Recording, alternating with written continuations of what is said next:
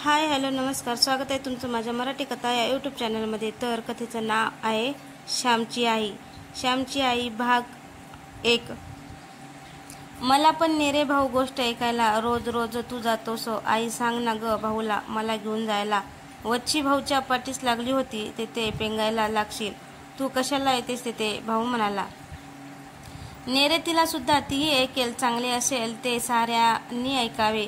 मी सुद्धा आले असते, पण हे घरातले आवरता रात्र होते बाहेर, भाऊची आई म्हणाली। शेजारची भीमी जाते, ती हंसी जाते, हरणीलाही तिचा भाऊ नेतो, तू नाहीस का रे माझा भाऊ। वच्ची केविलवाणी होऊन आपल्या भाऊच्या हृदयाला पाजर फोडीत होती।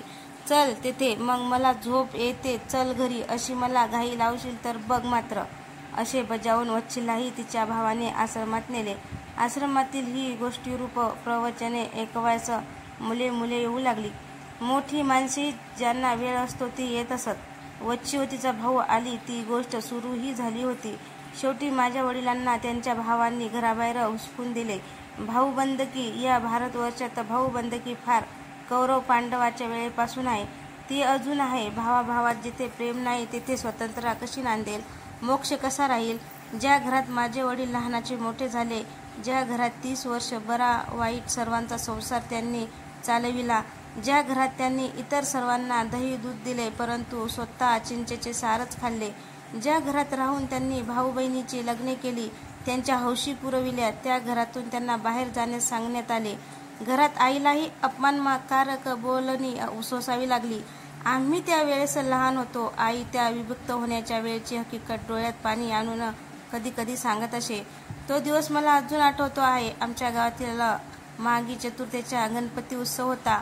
हा नवसाचा उत्सव होता। गणपतीचा सार्वजनिक उत्सव भाद्रपदात होत असे। महाडच्या धारपांनी हा नवस केला होता। त्यावेळेस अभ्यंकर हे प्रसिद्ध राष्ट्रीय कीर्तनकार आमच्या गावी आले होते व त्यांची कीर्तने उत्साह होत होती। गावातील सारी मंडळी देवळात कथेला गेली होती। त्या रात्री आम्हाला कथेला जाऊ दिले नाही। आम्ही निजून गेलो होतो। रात्री 9-10च्या सुमारास आईने आम्हास उठवले।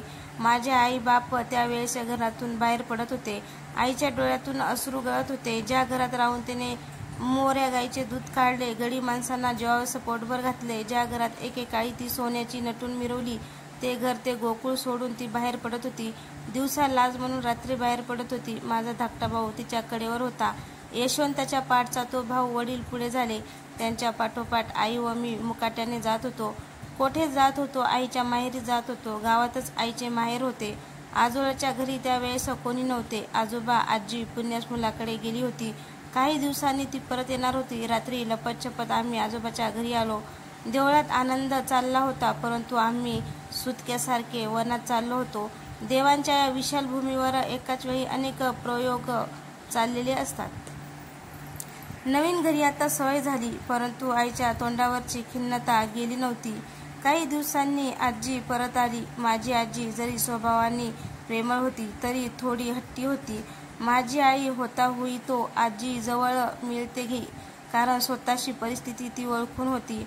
आईच्या मनात माहेरी राहणे फार काही तिला अपमान वाटे। नवऱ्यासह माहेरी राहणे त्यातून मरण बरे असे तिला होई।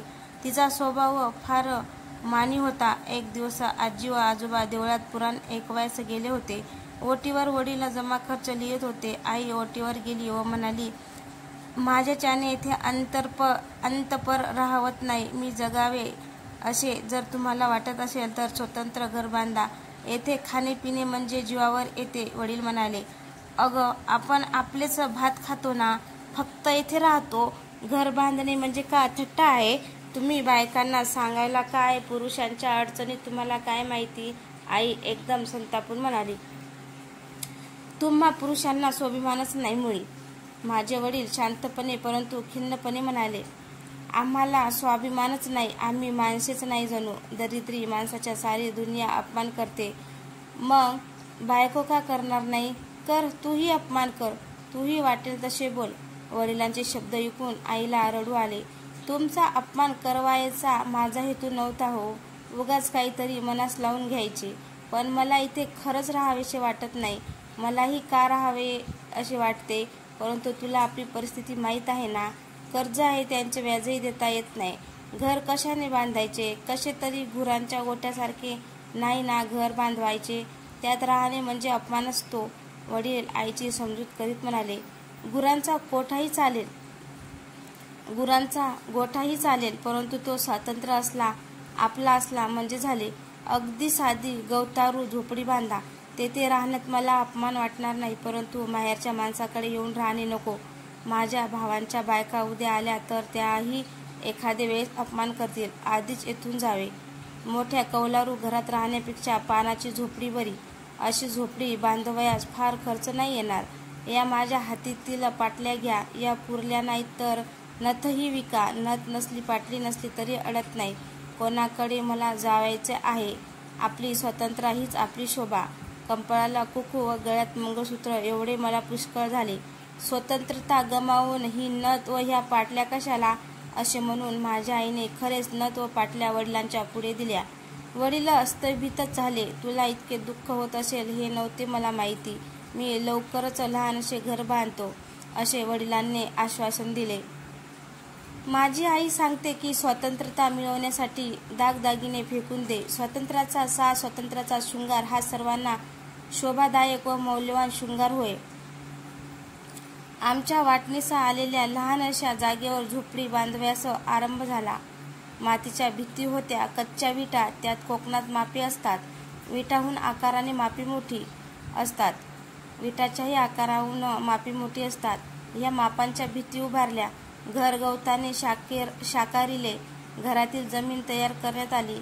अक्षय तृतीयेच्या मुहूर्ताने नवीन घरात प्रवेश करण्याचे ठरवले. आईला वाईट वाटत होते व आनंदही होत होता. शेजारी दीराची मोठाली घरे बंगले होते आणि आपले लहानसे गवतारू घर अशी तिच्या मनात येईल. परंतु पुन्हा ती म्हणे, काही झाले तरी हे स्वतंत्र आहे. येथे मी मालकीण आहे. येथून मला कोणी उठ म्हणणार नाही. झोपडी वजा घराची वास्तुशांती करण्यात आली. प्रथम घरात देव नेऊन ठेवले, मग सामान नेले, नारळाचे घातले. आईने केले होते. प्रसंग साजरा केला पाहिजे होता. सारा दिवस गडबडीत गेला. वडील लोकांना सांगत होते, तात्पुरते बांधले आहे, पुढे मोठे बांधू. परंतु आई आम्हास म्हणे, यांच्या हातून मोठे घर आता केव्हा कुठून बांधले जाणार? मला मोठे घर आता देवाकडे गेल्यावर मिळेल. परंतु ही मठीच माझा स्वर्ग आहे, कारण येथे मी स्वतंत्र आहे. येथे मिंदेपणा नाही. येथे खाल्लेली मीठ भाकर अमृताप्रमाणे लागेल, परंतु परक्याकडे खाल्लेली बासुंदी पुरी नको. त्या दिवशी रात्री आम्ही अंगणात बसलो होतो. आकाशात तारे चमकत होते. चंद्र केव्हाच मावळला होता. आईला धन्यता वाटत होती. घर लहान होते, परंतु घराच्या पुढे व मागे मोठे अंगण होते. हे अंगण हेच जणू खरे घर. आई म्हणाली, श्याम, नवे घर तुला आवडले का? श्याम, नवे घर तुला आवडले का? मी म्हटले, हो, छान आहे आपलं घर. गरिबाचे घरी अशीच असतात. आपल्या मथुरीचे घर असेच आहे. तिला आपले घर फार आवडेल. माझे शब्द ऐकून आईला वाईट वाटले. जी मथुरी आमच्याकडे कांडायला येई तिच्या घरासारखे आपले घर नाही. आईला वाईट वाटले नाही. ती म्हणाली, होय, मथुरी गरीब आहे, परंतु मनाने श्रीमंत आहे. आपणही या लहान घरात राहून मनाने मोठी होऊ या, मनाने श्रीमंत होऊया. होय, आपण मनाने श्रीमंत होऊ, खरंच होऊ. मी म्हटले. इतक्यात आकाशातून एक तारा तुटला. आई एकदम गंभीर झाली. धाकटा भाऊ म्हणाला, आई, केवढा ग तारा होता? आई गंभीरच होती. ती म्हणाली, श्याम, तुझ्या आईच्या जीवनाचा तारा लवकरच तुटेल असे तर नाही ना तो सांगत? ते वरचे मोठे मोकळे सुंदर आकाश मला तर वर नाही ना बोलावीत? मला बोलण्यासाठी तर नाही ना आता तो वारा? मला बोलण्यासाठी तर नाही ना आला तो तारा? नाही व आई, तो हे आपले स्वतंत्र घर पाहण्यासाठी आला आहे. त्याला आपले साधे घर हे स्वतंत्र घर स्वर्गापेक्षा अधिक आवडले असेल. यमुनेच्या पाण्यात गोपाळांनी हात धुतल्यावर जे शीतकण पाण्यात पडतं ते खाण्यास स्वर्गातील देव येत असे त्या हरिविजयात नाही का? तसे हे घर पाहावयास ते तारे येतील, कारण आपल्या घरात प्रेम आहे, तू आहेस. मी म्हटले.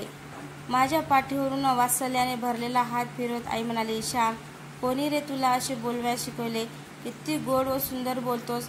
खरेच आपले हे साधे सुंदर घर ताऱ्यांनाही आवडेल, साऱ्यांना आवडेल. तर मित्रांनो, तुम्हाला ही कथा कशी वाटली? कथा आवडल्यास लाईक, कमेंट, शेअर करायला विसरू नका.